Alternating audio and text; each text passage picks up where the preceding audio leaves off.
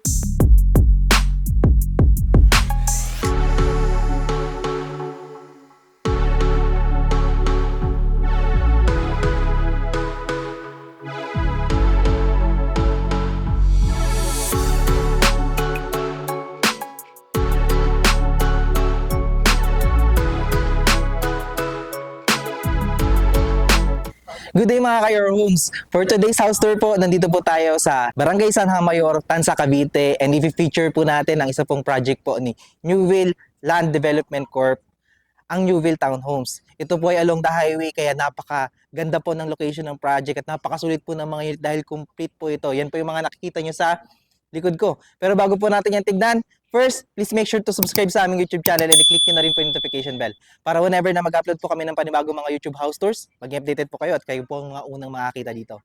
Kami rin po ay nasa Facebook, so please make sure to click like and follow para maging updated po kayo sa aming mga postings. Again, ako po si Carlo Felices together with my team sa likod po ng camera. And welcome po kayo to another Your Homes house tour.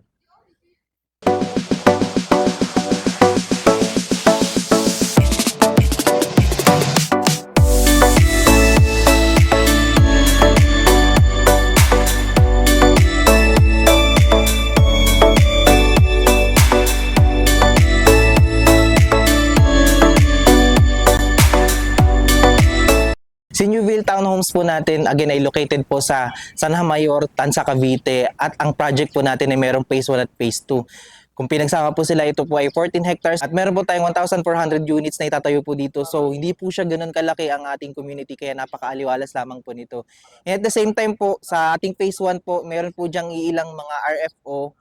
As of now po, nung tinitake po namin itong vlog po na ito, meron po tayong isang end unit na natitira po dyan. So, ang location po ng project po natin along 13 Tanza Road lamang po. So kung mapapansin nyo po dyan, pagkanan po natin, papunta na po yan sa town proper natin ng Tanza. Nandiyan na po yung SM, palengke, mga schools, hospital at mga landmark na kailangan natin sa pang-araw-araw. Kung kayo naman po ay magta-travel to Manila, ito po ay accessible via Cavitex at ito po ay around 1 hour lang po, nandun na po tayo sa Manila. So kapag wala pong traffic, less than 1 hour, nandun na po tayo. So ganda po ng location, lalo po kung kayo ay nagtatrabaho sa Manila. At the same time po, ang ating project po na ito ay kumpleto po ang amenities. Ayan po, makikita nyo po yun sa screen. And at the same time po, napaka-secure po ng ating community. At ang lahat po ng itatayo natin dito na unit ay complete na mga townhouse. Kaya wala na po kayong masyadong ipagagawa. So, halos lilipatan nyo na lang po pag ito po ay na-turn over sa inyo. So, ano pang hinihintay natin? Tingnan po natin ang unit. So dito po, mapapansin nyo, ito po ang ating model unit na si Astrid. Meron po tayong mga regular unit dyan at meron po tayong mga end unit dyan. Ang si Astrid po natin ay meron approximate na lot area po na 52 square meters sa ating mga inner at floor area naman po na 60 square meters. So kung yung mapapansin nyo po, meron po tayong 3 bedroom po dyan. Meron na po yung partition.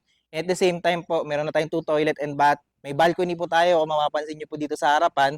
And at the same time po, meron po tayong parking space. So lahat po yan ng unit natin, meron po yan. And meron pa tayong utility at laundry area. So dito po, kung mapapansin nyo, ito na po yung mismo yung pagkakadesign ng ating bahay. Ganyan na rin po yung pagkaka-turnover sa atin. Fully painted na rin po yan. Ang ating parking area po ay sementado po yan. So, tignan po natin yung actual turnover natin at mamaya po, pasukin natin yung kanilang dress-up model unit para magkaroon po kayo ng idea kung ano po yung pwede nyong gawin sa inyong unit or pag nalagyan na po ng mga gamit, ano po yung pwede niyang maging itsura. So, ngayon, dito po sa ating inner unit, as you can see po, kitang-kita po yung ating balcony at malalaki po yung ating bintana. At dito rin po, extended na po yung ating bahay. So, meron na pong initial na bubong yung ating parking. Meron pa po tayo ditong pocket garden.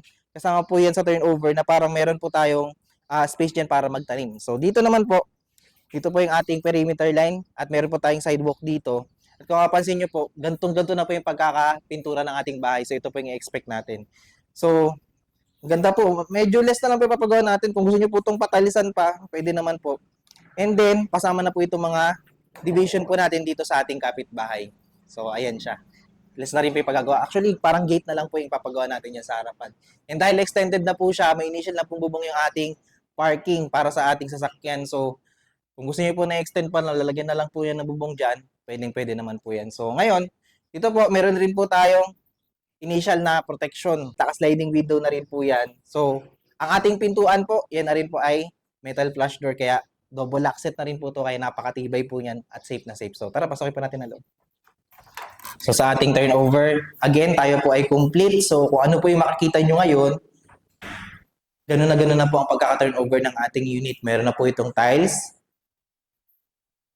fully painted po ang mga walls, pati ang mga ceilings, and also lang na po tayong paggagawa. Kung gusto nyo na lang pong pa-renovate or mas pagandahin, marami po kayong magagawa dito sa unit. And this is the space for our living area. Tamang-tama po ang ating space at marami po tayong pwedeng magawa dito. Meron pa tayong space dito sa ilalim po ng ating hagdanan. Pwede nyo po itong gawing storage area or ito po kayo pwedeng maglagay ng inyong TV.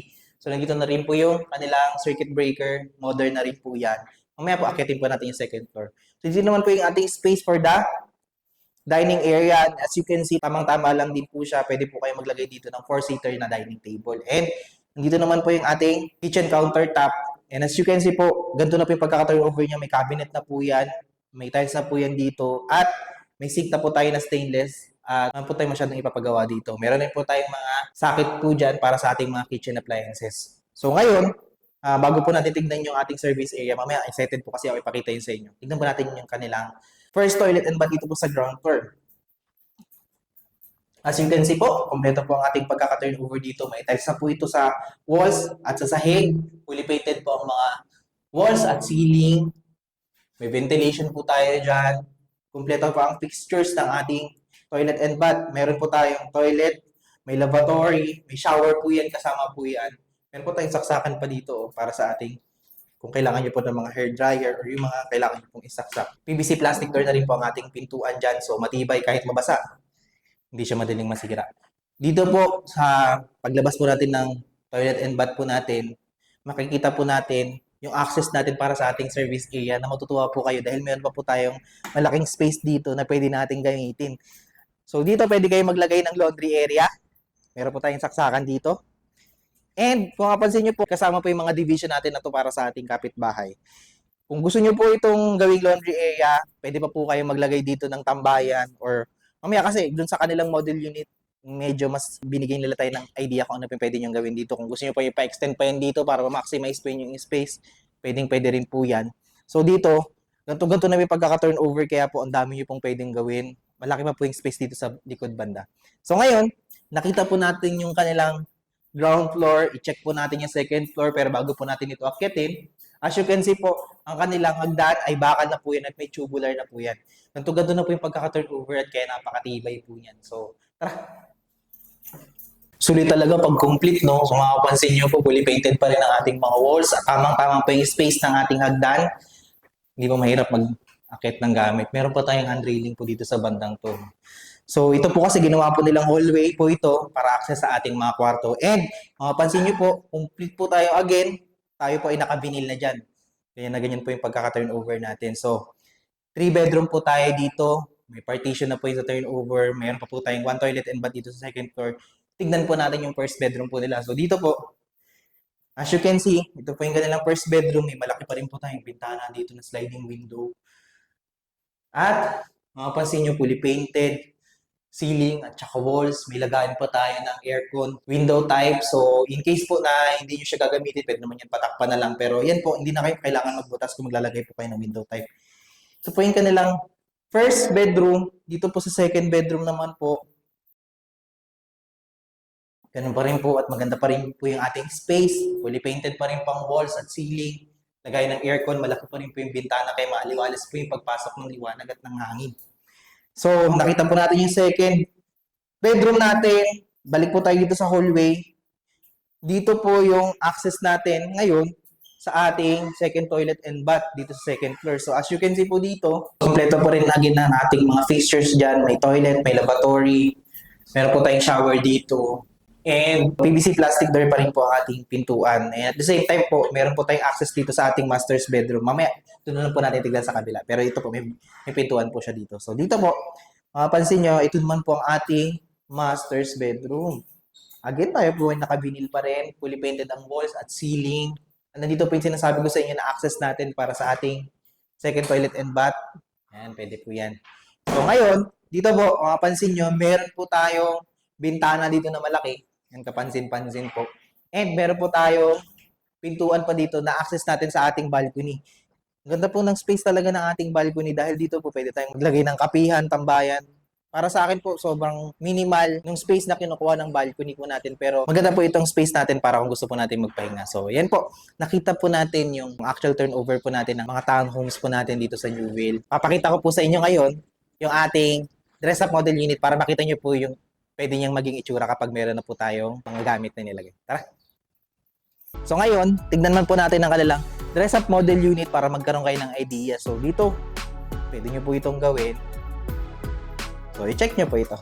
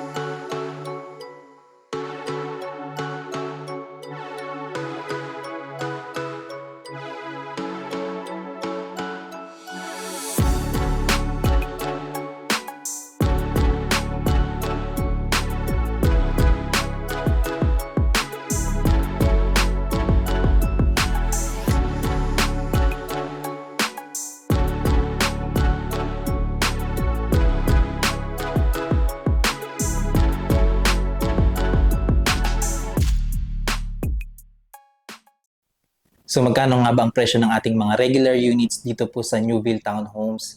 Sa ating mga typical unit po na merong lot area na 52 square meter at floor area na 60 square meter, ang ating total contract price po ay 3,680,000. At meron po tayong down payment po dito na 10% sa ating bank financing which is 368,000 at meron po tayong reservation fee na 20,000.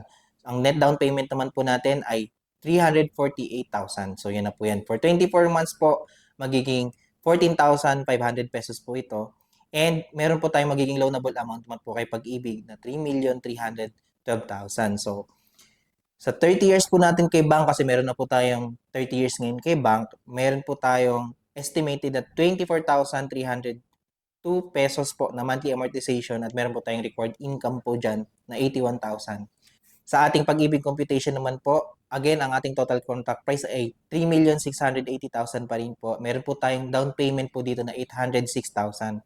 At i-less po natin yung ating reservation fee na 20,000 at ang ating magiging net down payment po ay 786,000. Ang ating monthly down payment naman po ay 32,750 pesos. Meron tayong magiging loanable amount po na 2,874,000. For 30 years na monthly amortization po, this is 18,847 pesos at meron po tayong required income po dito na 53,849. So, yan naman po yung sa ating Pag-ibig financing. So, meron po kayong dalawang choices dito na financing in case po na gusto nyo po sa bank or gusto nyo po sa Pag-ibig. So, in case po na di kayo pasok sa required income, pwede naman po ang co-borrower dito. Pag-usapan po natin yan sa mga inquiries po ninyo. Kung gusto nyo pong magpa-free tripping po sa amin or meron kayong further questions regarding for this project and this unit, you can contact us sa number po na makikita nyo sa screen at nandyan din po yung aming Facebook page. Kaya kung kayo ay naghahanap ng property na sulit dahil complete ang pagkaka-turnover, halos lilipatan lang po natin. Wala na po tayong masyadong ipagagawa. Perfect na perfect po ito sa inyo. Napakaganda pa ng location, napakalapit sa mga landmarks, at napaka-accessible kung kayo po ay papunta rin ng Manila. So, i-check nyo na po ito. Kung di pa po kayo nakasubscribe sa aming YouTube channel, please like, share, and subscribe na rin po para maging updated kayo sa mga bago po namin feature na bahay na kagaya po nito. Again, maraming pong salamat sa panonood at magandang araw.